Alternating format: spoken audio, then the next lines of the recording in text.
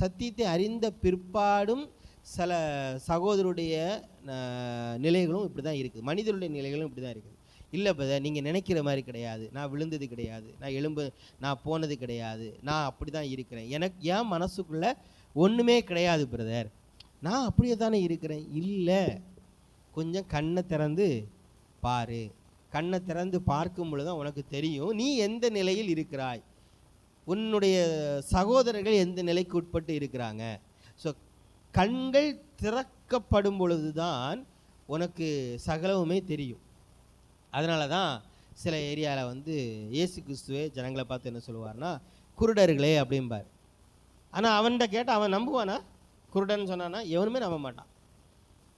பார்வை இல்லைன்னு சொன்னால் யாருமே நம்ப மாட்டாங்க. ஏன்னா எனக்கு பார்வை இருக்குதே அப்படின்னு அவன் எதை பார்க்குறான்னா, தன்னுடைய மாம்ச சரீரத்தில் இருக்கக்கூடிய கண்களால் எதை பார்க்குறானோ அதுதான், அதை நிஜமாக நினச்சி அதில் கரெக்டாக இருந்தால் நான் பெர்ஃபெக்டாக இருக்கிறேன்னு நினைக்கிறான்.